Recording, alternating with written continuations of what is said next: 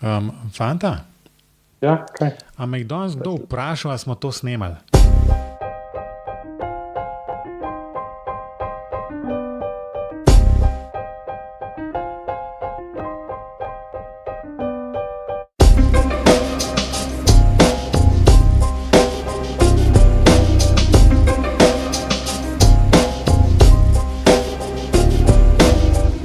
Pozdravljeni v oddaji podcasta BIM Pogovori, v kateri se z gosti sproščeno pogovarjamo o informacijskem modeliranju zgradb in informacijsko-komunikacijskih tehnologijah v gradbeništvu. V današnji oddaji bomo govorili o priporočilih za samograditelje. Z vami sva Robert in Matevž.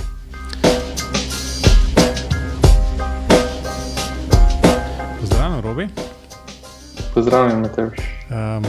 Naš današnji gost ne potrebuje kakšne prav velike in dolge predstavitve, to je Andrej Tibaut. Pozdravljen, Andrej. Pozdravljen, Matevž, pozdravljen, Robi. Andrej je bil gost že v 4. oddaji in tudi v prejšnji oddaji, ko smo govorili o CBIM konferenci. Zdaj, če sem vam tole vse skupaj zdel malo čudno, da gremo malo hiter, to je zato, ker je Matevž jasno spet pozabil dati snemati.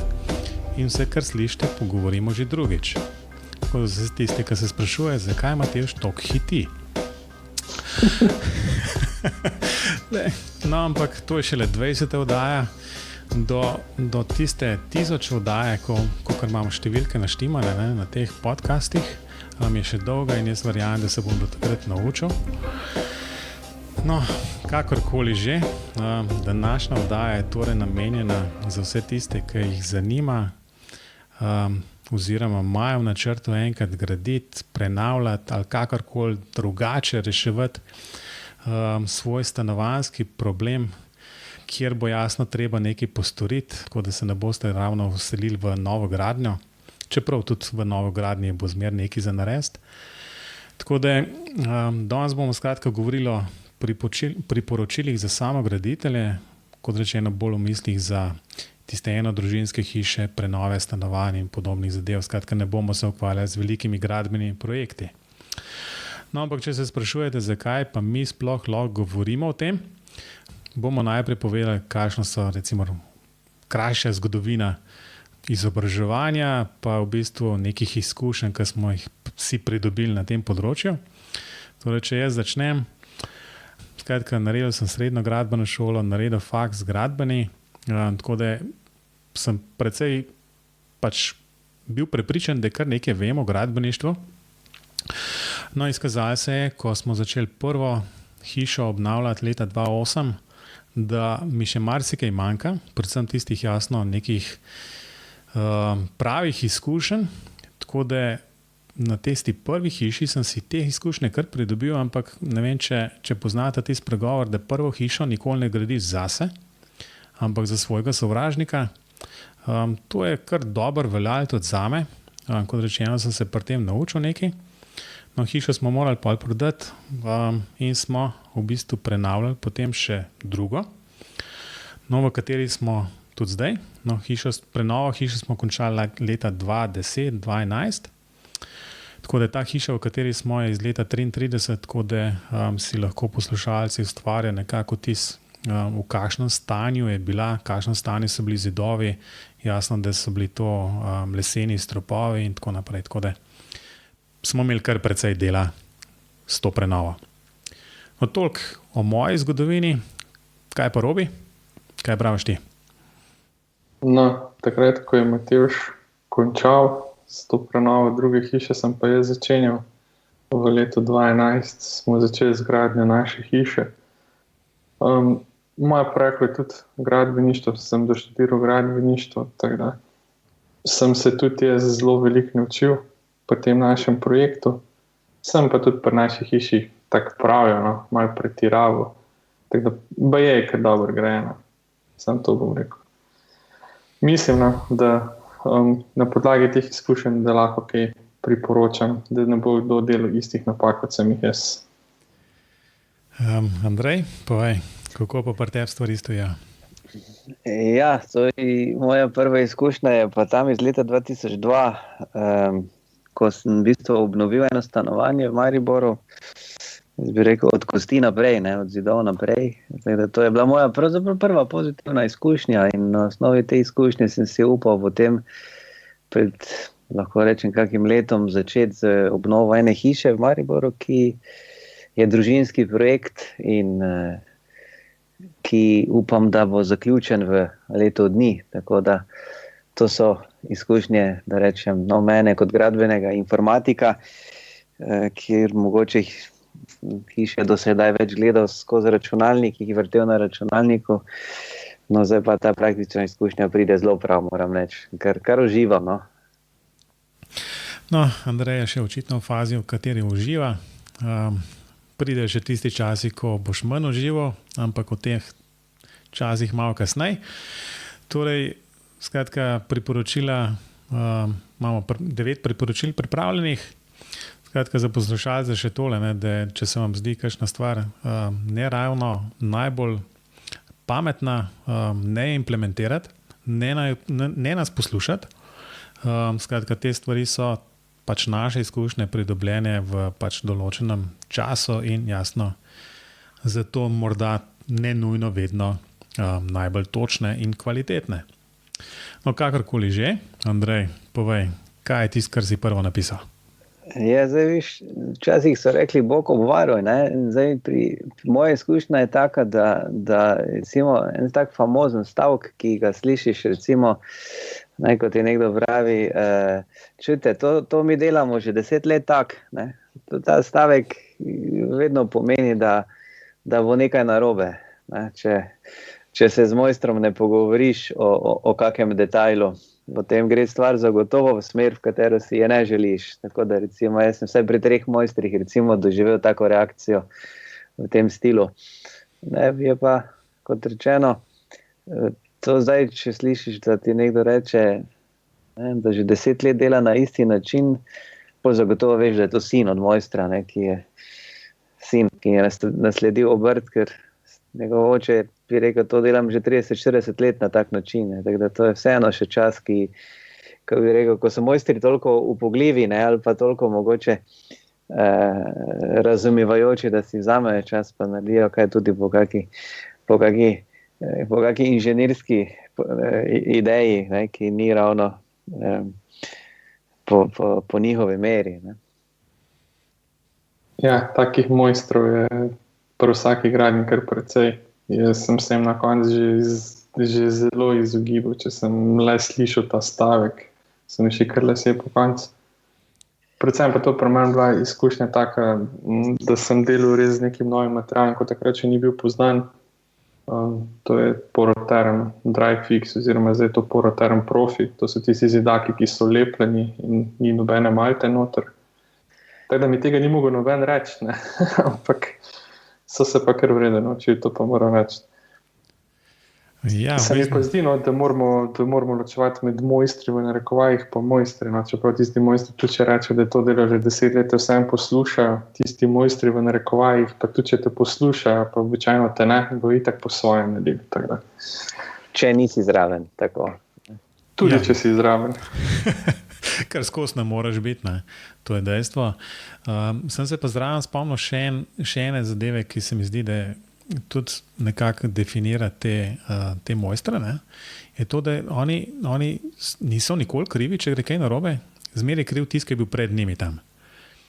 Vedno, to je pa res. Absolutno. To je pa neverjetno, ne.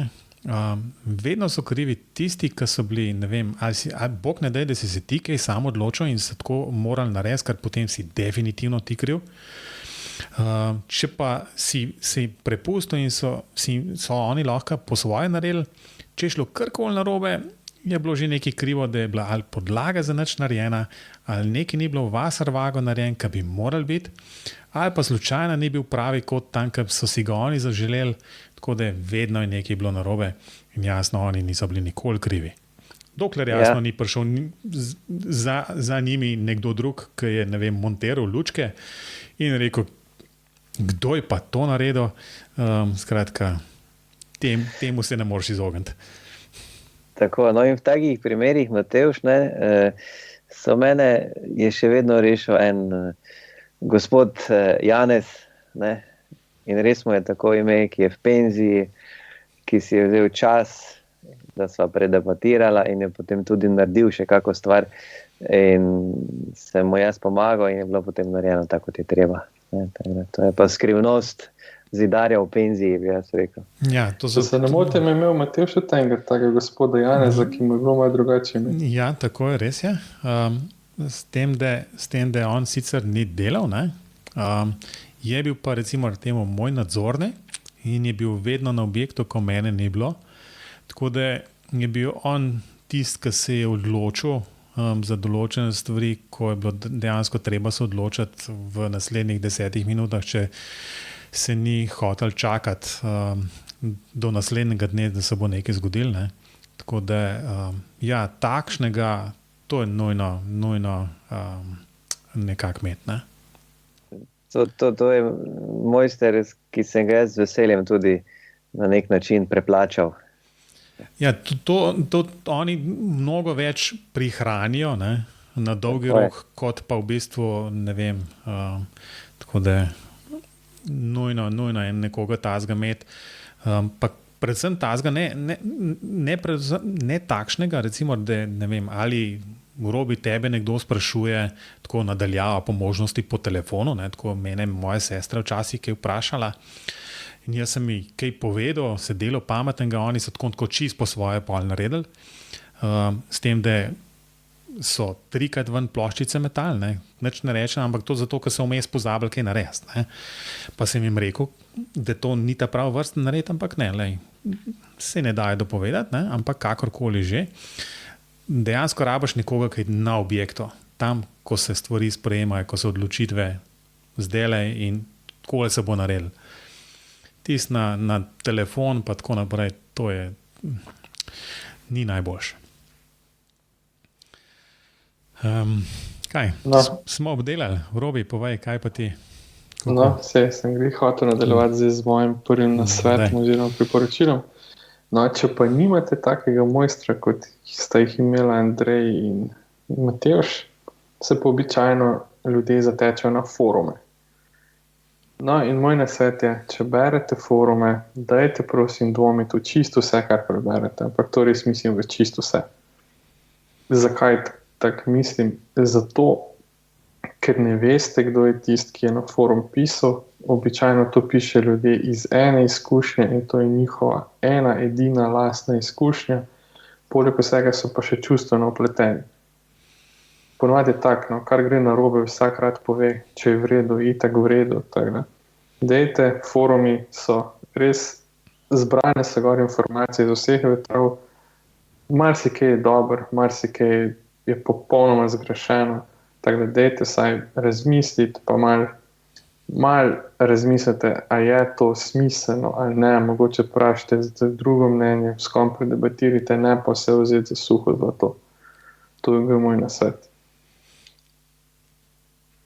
Ja, bi kar potrdil to. Sicer sam nisem prav veliko po forumih brskal in iskal, ne, ampak vedno to neko mnenje, ki ga od nekoga dobiš, ni nujno vedno ta pravo, ne, ker pač odvisno, kako je tisti nekdo drug vpleten v tvoj projekt, a res pozna vse tiste detajle, ki so pomembni za to, da se nekako odločaš v eno ali drugo smer.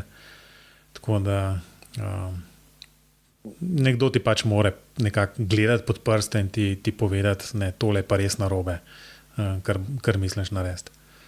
Ja, jaz bi malo pokomentiral to Robijevo trditev. Jaz se zelo strinjam s tem, kar je Robi povedal, zato ker je to tudi precej takole, tudi na nek način akademski pristop. V znanosti smo vedno vajeni dvomiti v vse, kar se ne prepriča z nekimi dokazi in tako. In mi se strinjam z Robijem, je treba v bistvu to, kar na forumu prebereš, kar preveriti pri nekih originalnih virih informacij, ali gre za kakega proizvajalca materijala, preveriš potem še kje druge, na kakšni drugi strani. Tako da res, ja, ni vse sveto, kar se tam omeni. Ti pa da zagotovo polno nekih stvari zamisliti, in potem slej, ko prej lahko prideš, če malo raziskuješ, tudi sam do neke rešitve za svoj problem, ki je dobra. Ja, zdaj, Če gremo naprej, bi v bistvu mogoče tole vse skupaj navezal na to, da je jasno, še posebej, če imaš hišo, v bistvu vse te stvari potegne za sabo to, da dela nikoli ne zmanjka. Skratka, mi smo tlele v hiši 5 let. Skratka, se že kaže stvari, ali tiste, ki sem jih jasno narobe naredil, tiste, ki smo jih pozabili narediti, tiste, ki niso bile najboljš narejene.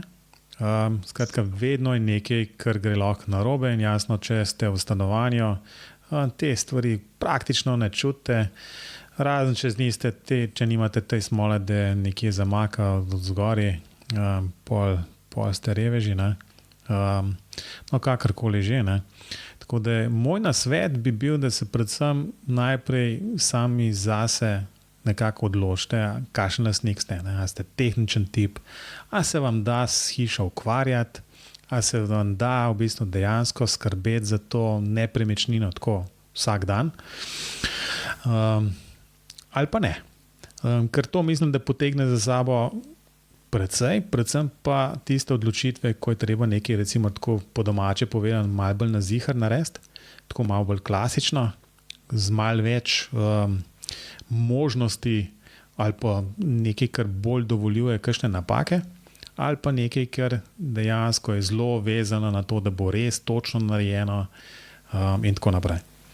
Tako da to potegne za sabo, kot rečeno, predvsej odločitev in vedno, ko se je treba nekako odločiti, bomo naredili, ne vem, prezračevanje prisilno ali ne, a bomo naredili takšno in drugačno, ne vem, avtomatizacijo ali ne. To dejansko se je treba zavedati tega in vedeti, da takoj, ko imate te stvari noter ugrajene, zato je treba skrbeti, zato to je treba vzdrževati, menjati in tako naprej. Ja, jaz moram reči, da se s tem zelo strinjam. Pri nas, tu v naših koncih, rečemo temu, da se odločiš, ali boš ti suženj hiše, ali bo hiša služila tebi. To je ta dilema, ki jo moraš razrešiti, preden se lotiš tega projekta.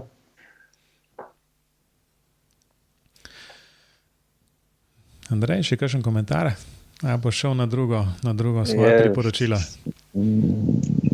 Same modre misli imamo danes. Ja, čisto. Ampak najboljše šele prihaja, ne? Absolutno, ja, božič bo.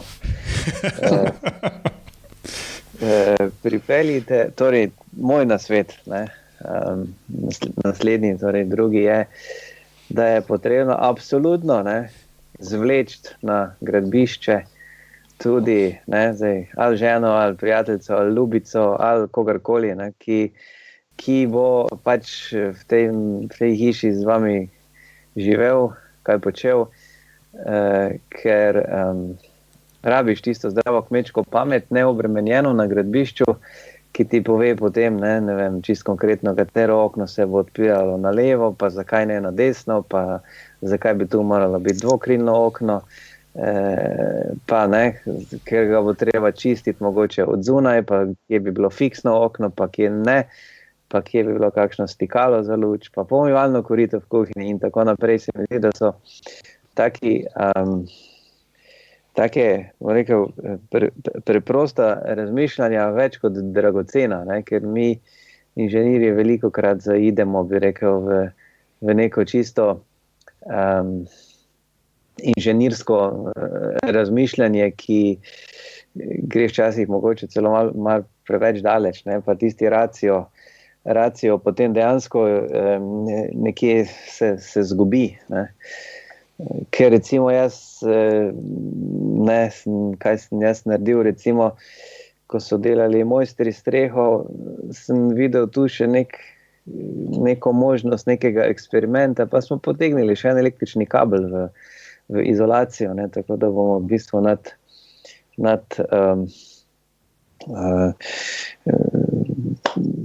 bistvo ploščo, ne, pa pod hidroizolacijo izmerili, kakšen je učinek pravzaprav toplotne izolacije, ne, zunanja temperatura in pa torej temperatura v izolaciji. Ne. Ampak to je spet, ne, taka stvar, ki ki jo narediš takrat, ko razmišljaš mogoče preveč inženirsko. Se ne rečem, da je to slabo, ne? Ampak absolutno nemogoče, ne? Da bi to počel cel čas. Ne?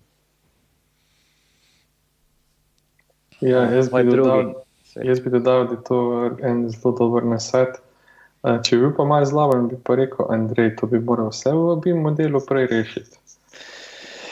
Ja, seveda, ne? Če bi za ta BIM model bilo dovolj časa, ne? Pa če bi imel okoli sebe projektante, ki bi bili naklonjeni takemu načinu projektiranja. Ne? Pa, sej pravim, če bi bil zlaben, Andrej, sem jaz tudi dal skozi. Moj načrt je bil na roki narisan, tako da toliko Kovačevi kobili, pa tak naprej. Ja, ti zmagaš v tem, sigurno. Oziroma ne, jaz zmagam. Jaz zmagam zaradi tega, ker jaz sploh nisem imel načrta. To sem bi hotel dodati. Odlično. Yes. Saj nekje sem zmagal. Evo. Kdo vse bo poslušal tale podcast? Glede na to, da nisem imela primernih načrtov. Jaz sem imel, zakaj? Rob je imel to v detalje zrisan vse. Ne? Je pa resno, jaz sem imel skice predvsem, ne? Samo, ker v bistvu po takšnih prenovah je v bistvu največ problem, da sploh ne veš, kaj imaš. Ne? In smo praktično sprot reševali stvari. V redu, smo imeli zrisane neke tlorise, tako na približen. Ampak se prav spomnim enega večera, bil sem v Dublinu, ne, tistih predavanjih, ko so me klicali, da se pa nekaj ne da narediti, zaradi tega, ker so odkrili, da so škarje v strehi. Skratka, škarje za ostrešje, ne, ker smo mislili, da so v eni drugi steni noter. No in potem se jasno to, pač ta podstrešje se je podiralo, skratka vse stene so se odstranile in skratka so odkrili, da je tam, ker ne bi bila kopalnica, je dejansko so škarje ostrešja. In je bilo treba praktično tako v naslednjih 10 minutah rešiti zadevo, kako bomo pa zdaj tloris prilagodili, zato da bomo zadevo lahko spravili noter. Tako da to mi je kar v spominu ostalo, tako da toliko na načrtih. Ja, zdaj lahko še Robijo malo odgovorim, če smem, še na ono prejšnjo izjavo, ne, zakaj ni bilo tega v BIM modelu. Ja, zato, ker sem v bistvu hotel elektroinštalacije prišpricati. To pa zdaj jaz tako potiho povem, ampak mi ni uspelo. Ne? In smatram to kot situacijo, ki se je zgodila med izvedbo, ne? In smo potem seveda bo to na koncu tudi BIM modelu, jasno, tudi tale kabel za temperaturo. Ti si to bistveno preveč resno vzel. Vsekakor se veselim, da boš delil enkrat ta model, da si bomo to pogledali lahko. Jaz ga namreč ne morem, ker ga nimam. Tako da me res zanima, no? Enkrat, da vidimo pa na koncu. Bomo pogledali, super. Moje naslednje priporočilo je ne nasedati marketingu v gradbeništvu. Lepo prosim, ne nasedati, ker če bi vsi verjeli temu, kaj se trenutno v gradbeništvu prodaja, potem bi vsi imeli najmanj prisilno prezračevanje, to bi res morali vsi imeti. Vsi bi morali imeti izolacijo pod temelji, vsi bi morali imeti na zunanjih stenah obvezno volno in nikakor ne stiropora, zato ker dejansko volna diha in stiropor ne diha, da naj govorimo o paropropustnih fasadah in silikatnih zaključnih slojih in akrilnih in ne vem kaj se. Dejte, prosim, še enkrat spet zdrava pamet, ne vam pove, kaj boste počeli, pa zakaj ne. Mislim, sej ne rečem, da je vse slabo, kar prodajo, ampak dejte, prosim, oceniti za svoj lasten primer. Ta primer so tudi recimo toplotne črpalke, voda. Ja, super, ampak to morate imeti skoraj idealne razmere, pa ko pa potegnete črto, ugotovite, da je zrak voda še vedno bolj ekonomičen. itd. V glavnem, kar hočem reči, ne nasedati marketingu, spet predebatirajte, dobite si dobrega nadzornega ali pa vsaj nekoga, s katerim zaupate in s katerim lahko take zadeve predebatirate. Samo to. Pa še en primer bom iz svojega primera lahko še eno stvar povem. Recimo, kot sem že omenil, smo delali z zidakom Poroterm Dryfix oziroma Poroterm Profi in vsi so to reklamirali, da so to brušeni zidaki, toleranca 0,1 mm, ne vem kaj vse, in sploh na njih lahko dajete tankoslojne omete, super, ok. Jaz sem sicer izbral zaradi izolativnih lastnosti, ampak ko je bilo to pozidano, sem ugotovil, da res so brušeni, ampak brušeni so samo po višini, nihče ne povedal, da niso brušeni po širini. Kar pomeni, da če imate vi iz šarže, ki na začetku pa na koncu, zidake iz ene šarže, na začetku šarže pa na koncu šarže, je lahko ta toleranca tudi plus minus 0,5 do 2 cm. In oni za to ne odgovarjajo. Tako da tankoslojne omete lahko kar odmislite. In tega vam marketing ne bo nikoli prej povedal. In takih primerov na hiši še mnogo. Tako da pamet v roke pa malo zdrave kmečke logike boste veliko bolj skozi prše.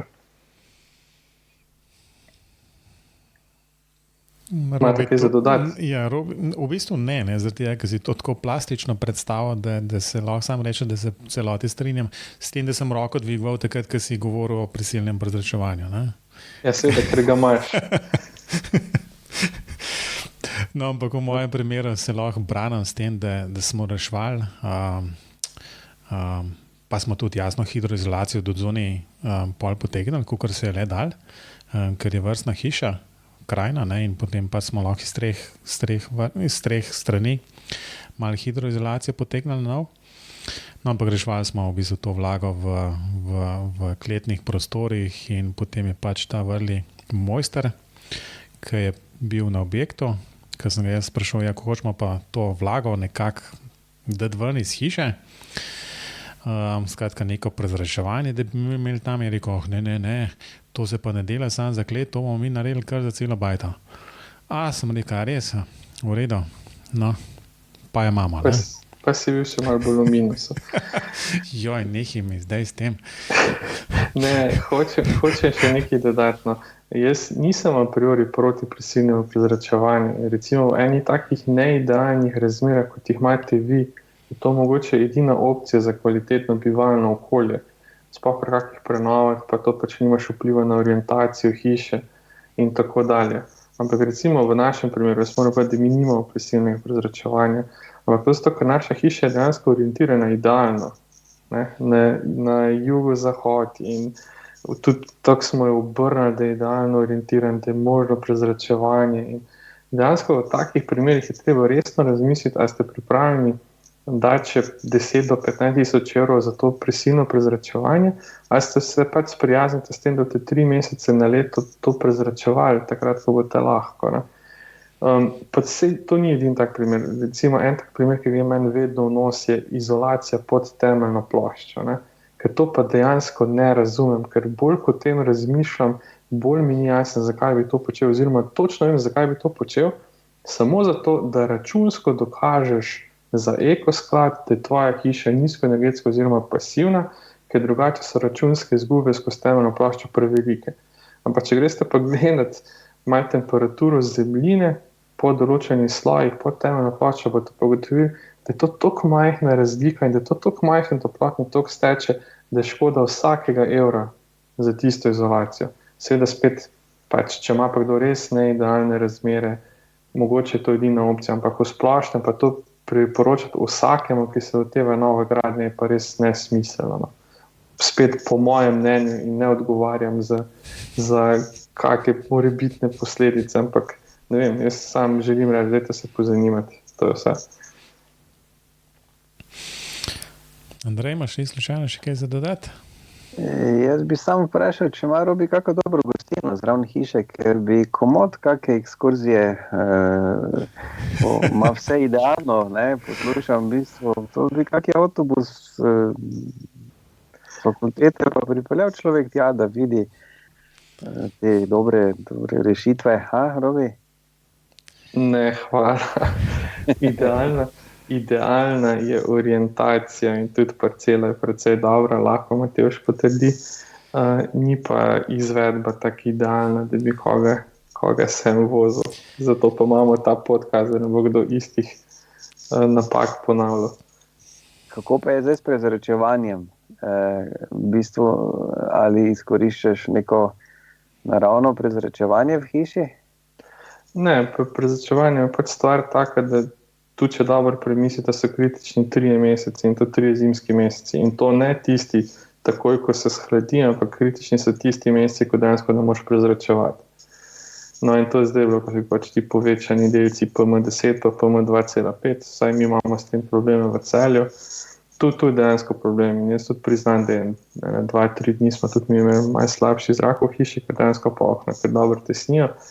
Ampak obenem pa zdaj, če pomisliš, da bi za takih, ne vem, 2, 3, 4, mogoče tudi 5 ali pa 10 primerov na leto imel prezračevanje celo leto, kaj pa vem, no, jaz sem bil pripravljen prevzeti ta riziko.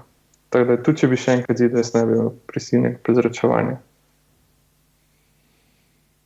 Ja, te principi, recimo naravne konvekcije, ne, ko so danes že kar dodelani, recimo pri neki večetažni recimo objektu se da verjetno zelo s pridom izkoriščati neko vertikalno prezračevanje sredi hiše, ne, kjer se v bistvu zrak dviga. Jaz bi tu še dodal, to nisem še nikjer povedal na tem podcastu, naša hiša ima notranjo galerijo. Teda v bistvu pri nas je to skoraj enoten volumen in do vsake sobe so samo ena vrata. In mi, če odpremo recimo vsa vrata v mansardi, je dejansko gre tok skozi hišo. Ne? In to gre v eni etaži in to gre tudi iz spodnje v zgornjo. Teda pri nas se v 10 minutah hiša res prezrači. Če odprem še strešno okno, se še prej. Tako da zato pa pravim, da je treba od primera do primera razmisliti, ne pa nasedati marketingerjem po vsaki ceni. Ok, gremo naprej, da bomo v bistvu, kar smo že prej porabili 20 minut, ne, na mojo neodgovornost. Zato bomo pili na Matevžev račun. Točno. Torej, skratka, ena moja priporočila je pa, da če imate več enakovrednih rešitev ali so to tehnično nekako primerljive med sabo, da vedno kot investitor izberete najcenejšo oziroma cenejšo izmed tistih, ki vam še nekako ustrezajo po specifikacijah. Nikoli skratka ne nasedate da tistim, da ja, tole bo pa sam še tole dodal, pa je jasno samo 10% dražji kot vse ostalo. Skratka, te stvari se naberajo in na koncu, ko bi morali res investirati v neke kvalitetno končno obdelavo, ploščice, oprema potem in potem podobne zadeve, takrat začne pa v bistvu malo zmanjkvati. In če se hoče temu izogniti, je treba v bistvu s pametjo delati in v bistvu jasno, tako kot je Robi rekel, pač narediti tako, da bo v redu, da ne boste nekje prikrajšani tehnično, ampak hkrati gledati za to, da se izbere cenejše variante. Evo, to je moj najpomembnejši, ne? No, jaz bi tudi dodal, da je tale Matevžev nasvet bil tisti, ki sem si ga jaz res najbolj zapomnil, preden sva začela ženo graditi hišo. In vedno, kadar sem bil v dvomi, sem se potem odločil na podlagi tega nasveta. In lahko povem, da recimo samo pri hiši smo zaradi tega prihranili skoraj 10,000 evrov. Koliko? Res, mi imamo zelo veliko streho, zato ker je naklon 45 stopinj. In izbira je bila med bobrovcem, druga varianta je bil pa zarezni bobrovc, ki je dejansko ful cenejši, ker je manj zidakov, manj strešnikov rabiš, manj je treba, da je podeskana streha, ker je lažja. In samo pri tej postavki so pošparala takrat, ne bom zdaj točne cifre vedel, če pa imam nekje napisano, ampak mislim, da bo tam 8,000 evrov. Pa če zdaj povem, ni čisto nobene razlike, zgleda isto lepo in tako naprej. In tudi skozi naprej, pa sem se skušal tega držati, kakor se le dal. In če ne bi tega nasveta takrat dobil, po mojem, se mi ne bi vselili. Takrat, ko smo se. Tako da, daj to poštevati. Andrej, pri tebi še čas. Cena je tudi s kvaliteto povezana. Ne? Zdaj, praviš, Robi, ni nobene razlike. So pa situacije lahko, kjer je pa v bistvu se boljše odločiti za kvaliteto. Ne? Ko se vprašaš za kvaliteto na prvem mestu, pa če razlika ni prehuda, se sprijazniš z nekaj višjo ceno, ne? Zaradi boljše kvalitete. Vidiš, Andrej, ko nisi poslušal vsega, kar je Matevž povedal? Andrej, v celoti se strinjam. Točno tako sem jaz delal. Ne? Ko rečeš v bistvu, vedno se odločiš, bolj kvalitetno, ne delaš sam za 10 let. In tako naprej. Ne? To so argumenti, zakaj se potem pač odločamo za običajno nekoliko dražje rešitve. Se pravi, da je treba delati s pametjo in v bistvu to, kdaj se odločiš res za dražjo rešitev, pa z izgovorom, da je to boljša kvaliteta, boljši materiali in ne vem kaj še vse, je treba dobro razmisliti, kje dejansko to šteje. Na vsak način se strinjam, ne? Da vse najcenejše variante vzeti najbrž tudi ne bilo najbolj učinkovito. Ja. Ampak če so pa bolj kot enakovredne, ali pa recimo tam v 10%, pa vedno moraš izbrati cenejšo. Jaz se strinjam, da ne boš dimnika izbral enega iz, ne vem, sumljivega izvora in ne vem kaj, ampak boš vzel pač preverjeno kvaliteto, ker to je neka bistvena stvar. Ne? Ampak pri strešniki, ko je pa dejansko isti material, mislim, mi imamo še vedno glinene strešnike, samo oblika je ista, no, sam, da ni pač klasičen, ampak je zarezen, ne? Tu v takem primeru moraš pa vedno, če nimaš seveda neomejenih financ, moraš vedno izbrati cenejšo, če želiš priti skozi projekt. Ja, tako mislim, da je ključno ravno to, kar si povedal, Robi, ne, da če gre za neke dopustne tolerance, recimo, ne, to 10% recimo v plus ali v minus, takšna napaka se da do konca procesa gradnje še nekako pokriti ali pa izničiti potem nekje drugje pri kakšni stvari, ki ni morda tako bistvena. Ne. Jaz bi samo eno stvar mogoče ilustriral v tej smeri, kaj se je zgodilo v našem primeru. Recimo, naša prva želja je bila vgraditi lesena okna. Ne. Les je lep, les je topel. In kaj se je zgodilo? Potem nas je zaneslo v plastična okna, da bi se na koncu spet vrnili nazaj k lesenim oknom. Ne? In nekoliko drugačnim, kot so bila tista prva, ne? Na začetku izbrana. Ne? Tako da o tem govorim, ne? O nekih takih tolerancah in o nekih takih rešitvah, ki se ti preprosto zgodijo. Seveda, ne, če ne hitiš, če se ti ne mudi, če se ni treba vseliti čez mesec dni, potem so taka nihanja, opažam, kar normalna, ne, da narediš nekaj drugače ali pa boljše, ali pa to tudi vmes dvakrat premisliš, pa si na koncu na istem. Ne. Ja, tak kušnja moja. Okay. No, tu bi lahko še marsikaj rekla, ampak predlagam, Andrej, da kar naslednji svoj nasvet. Ja, v bistvu se v tem naslednjem nasvetu malo ponavljam, ne, ker v bistvu želim povedati, da se je potrebno varovati takih skušnjav spet inženirskih, ne, ker nekako so se te stvari meni največ dogajali ali pa se še dogajajo med gradnjo naše hiše, ne, ko recimo si žena zaželi, da bi imeli kamin, pa ima pred očmi tiste lepe reklame, ne, občutek topline, romantike, les, ogenj. Ne.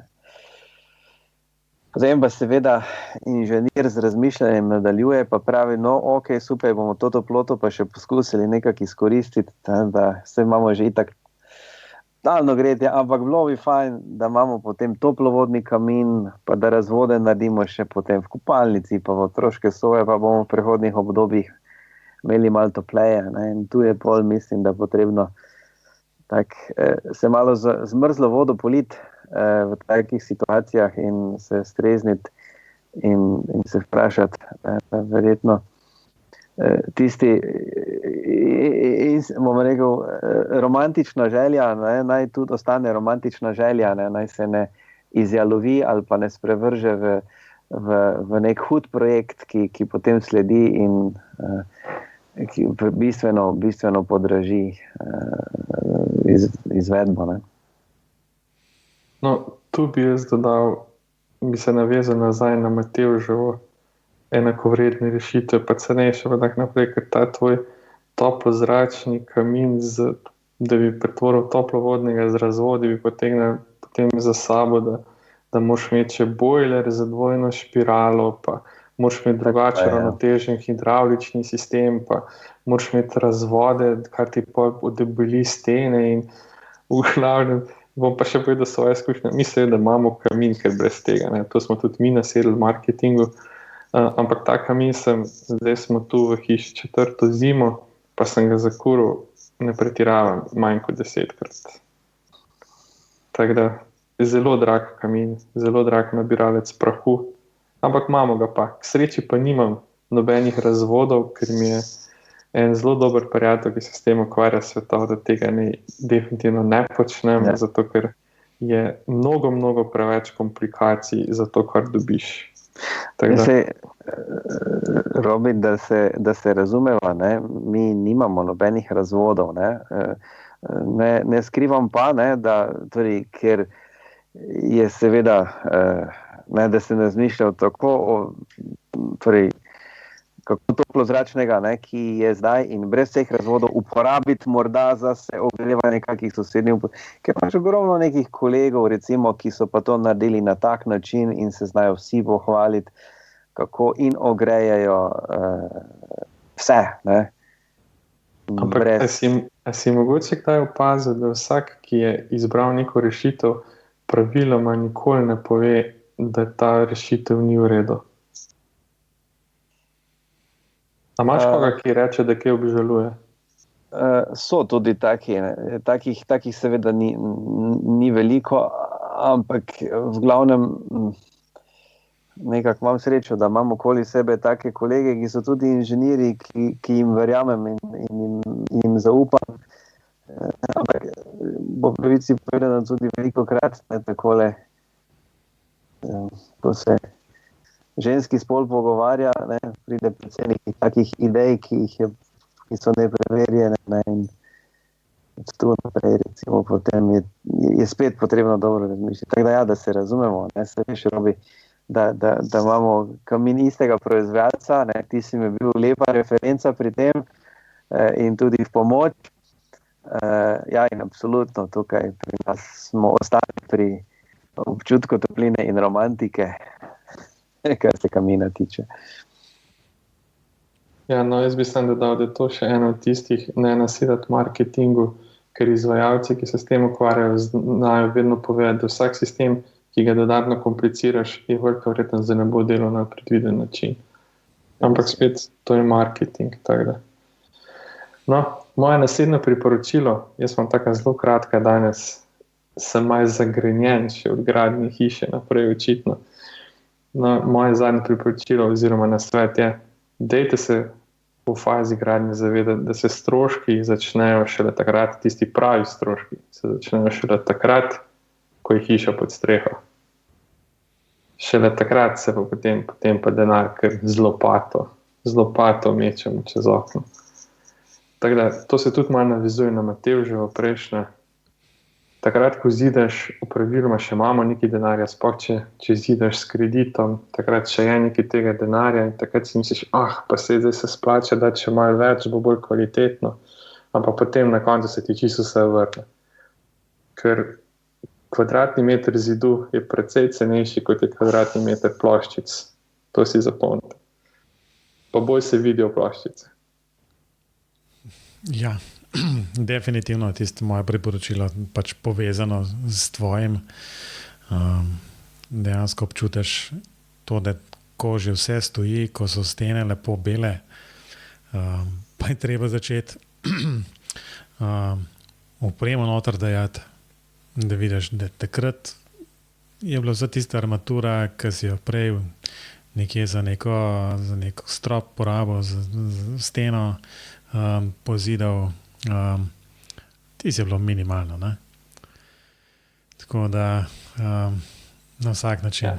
To je... Jaz pa upam, da moja žena ne bo poslušala tega podcasta, ker sem takrat, ko smo dokončevali hišo, zelo velikokrat slišal, kaj je bilo treba toliko železa dati v ploščo, pa zakaj imamo mi toliko močne stropove, pa stene.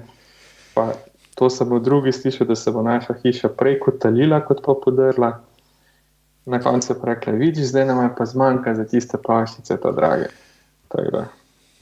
Ja, Paste. Učite se na mojih napakah, čeprav niso napake. Jaz ne bom tega komentiral, ne, ker Robi pozna tisto o balkonu, ampak to je vedno tako. Tako da... Mateš, vsak ima kak tak spomenik na hiši.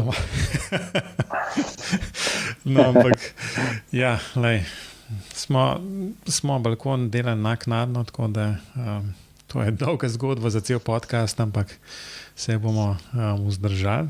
Služi pa svojemu namenu. Ja. To je za naslednji božič. Ja, ker bo že 6 let od takrat, ko smo se uselili in bom v bistvu lažje v tem govoru. No, moje zadnje priporočile, pa mislim, da to sem že omenil, po moje, ko je Andrej govoril o tistih 10 letih, sem omenil nadzornika. Skratka, na vsak način rabite nekoga, ki vam bo stal ob strani, vas poslušal, vam povedal, da pojma nimate, takrat, ko vam to gre, in vam takrat dejansko vam prisluhnil tudi in naredil kdaj po vaše.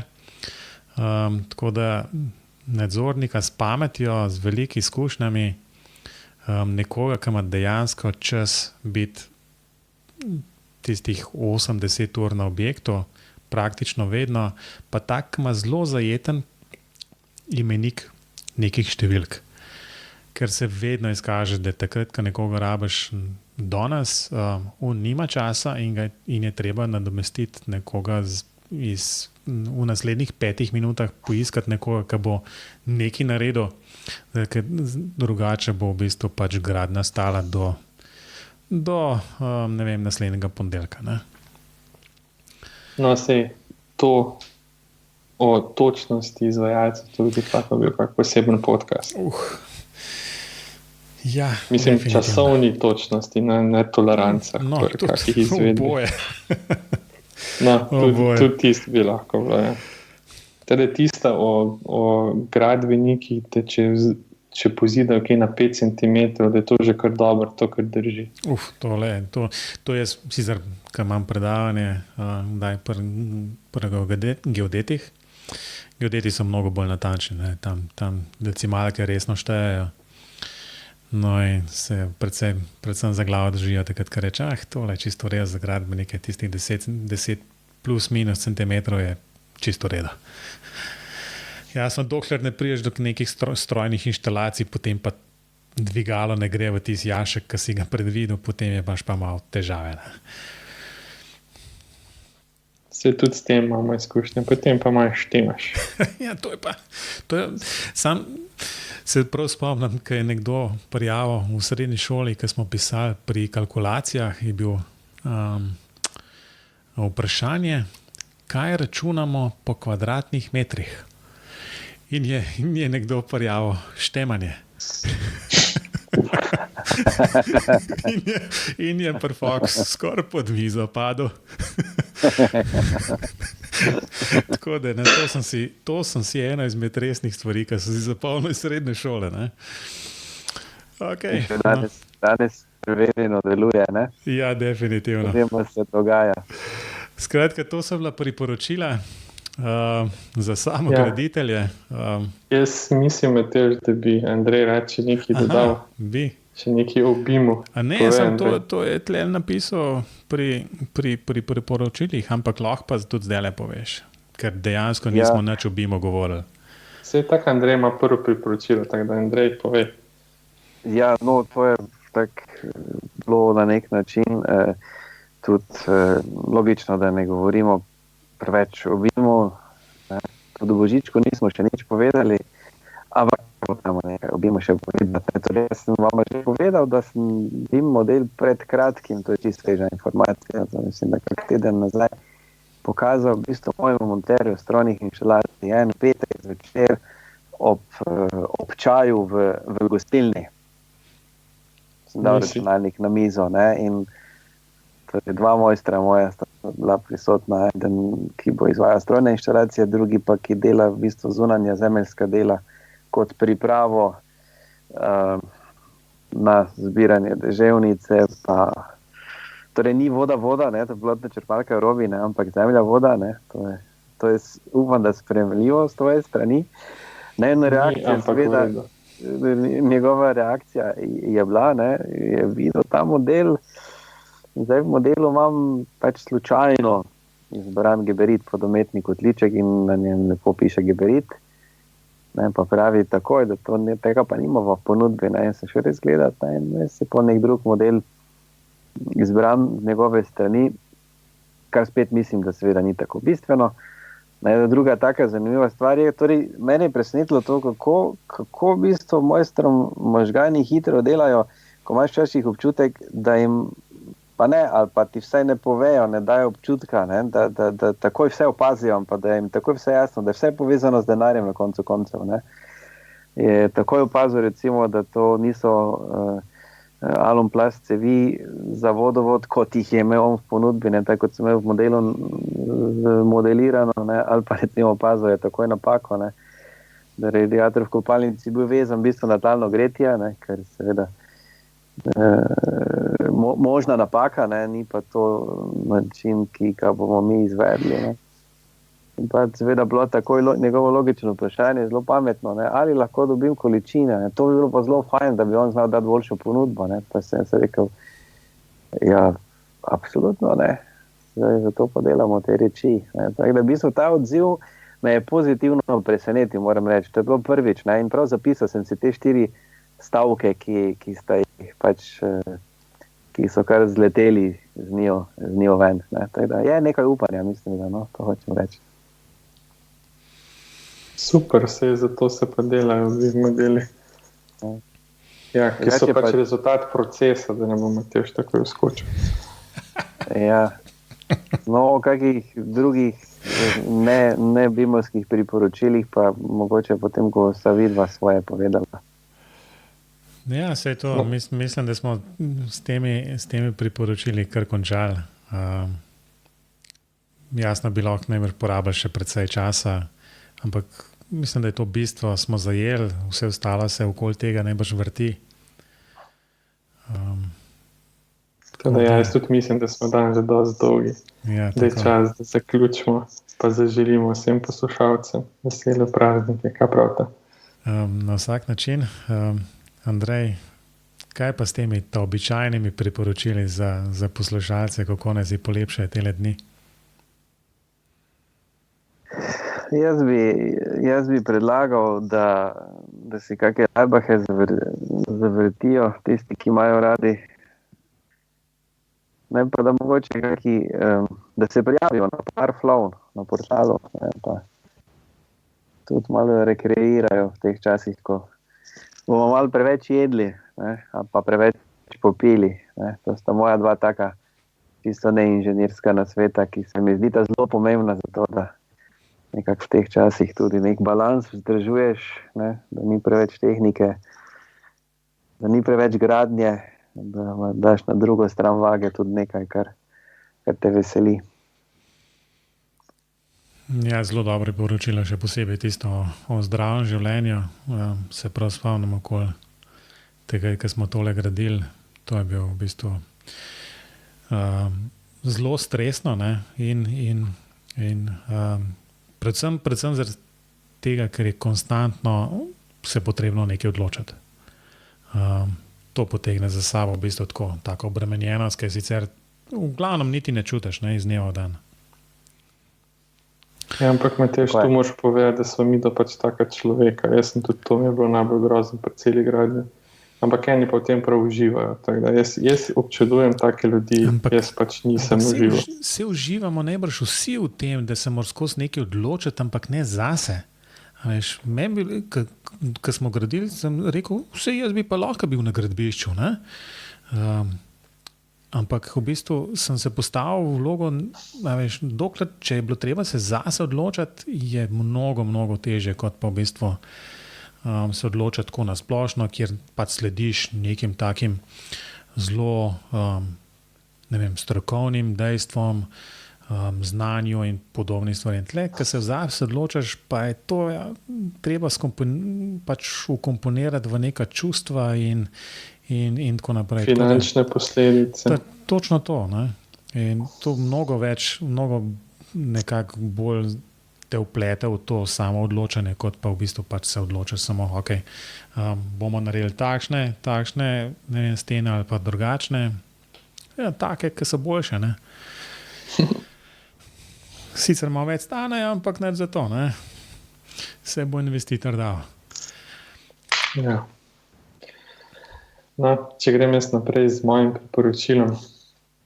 Jaz se ne bom izneveril, jaz sem spet poiskal nekaj na temo današnjega podcasta, zato priporočam forum pod svojo streho.net, ampak še enkrat spomnite se, kaj sem rekel. Ta forum ima ogromno dobrih informacij, kar je še bolj pomembno, gor je ogromno izkušenj samograditeljev. Te izkušnje so neprecenljive, ampak neprecenljive so samo v primeru, da jih znate ovrednotiti in prenesti na svoj lasten primer. Ne vse vzeti tam, kar tam gor piše za suho zlato, ampak dajte to malo razmislite, malo predebatirite in potem, če smiselno uporabite, če pa ne, pa pač oberite svojo rešitev. To bi bilo moje priporočilo. Za ta praznični čas bi pa priporočil, da ne berete interneta, pa pejte raje malo ven. Se strinjam. No, ampak če greste ven, pa nimate kaj zraven početi, pa ste sami, ne v dvoje ali kaj podobnega, to se res ne spodob. Potem si pa lahko prvoščite eno audioknjigo avtorice Tine Fey z naslovom Bossy Pants. In če se boste toplo oblekali, če bo zunaj mraz, vam garantiram, da ne boste hodili prej domov, dokler ne boste knjigo do konca odposlušali. Si sam 5 ur dolga, tako da, če greste na en resen sprehod, bo glih prav, pa se zraven ustavite še na eni pijači, boste obdelali celo knjigo do doma. Je pa, če vam leži humor, ki v bistvu ga imajo v tisti oddaji Saturday Night Live v Ameriki. Ona je bila svoj čas producentka te oddaje, noter tudi nastopala. Skratka, vem, da sem se vozil v Nemčijo, dolga poti, v bistvu, ko sem si dal to gor, to sem pač robi priznal, da sem bil sposoben celo pot iz Dresdna v Ljubljano peljati v enem kosu, to je 10 ur. Še lulat nas ni pustil. Ja, sam za vinjeto sem se mislil, da je ostalo, ali kaj podobnega. Dobro. Ja, res je tako. Skratka, smo pri zaključku. Andrej, hvala lepa, da si vzel čas, da smo malo pokomentirali, ker smo že, mislim, da v 4. oddaji obljubili, da bomo naredili ta Christmas special oddaja BIM pogovorov na temo teh priporočil. Ja, res je. To smo zdaj izpolnili. Tako da, kakšna zadnja beseda glede tega? Ja, hvala vama res za povabilo. Mislim, da smo eni taki pravi božički, ki smo si vzeli čas pa naredili tole oddajo, tako da se vam seveda iskreno še enkrat zahvaljujem za povabilo. Enač, da ne bomo spet povedali, koga se najdemo. v bistvu obema in jasno tudi poslušalcem želim lepe praznike in vse naj. V 2017 do takrat, mislim, da je prva oddaja 3. januarja, tako da do takrat vam BIM pogovori dajo mer. Lahko poslušate vse oddaje za nazaj še enkrat, mislim, da so kakšne še celo vredne poslušanja. Tako da to je z moje strani. Robi, še kaj za dodati? Ja, jaz bi tudi vsem zaželel vesele praznike, vse najboljše v naslednjem letu. Andreju pa veliko živcev, pa da bi čim kasneje denarja zmanjkalo. Hvala lepa za te lepe želje. No, evo, to je bila oddaja BIM pogovori. Recimo temu predprazničnem torku bomo tole ven dali. Skratka, Andrej, Robi, adijo. Adijo obema. Adijo.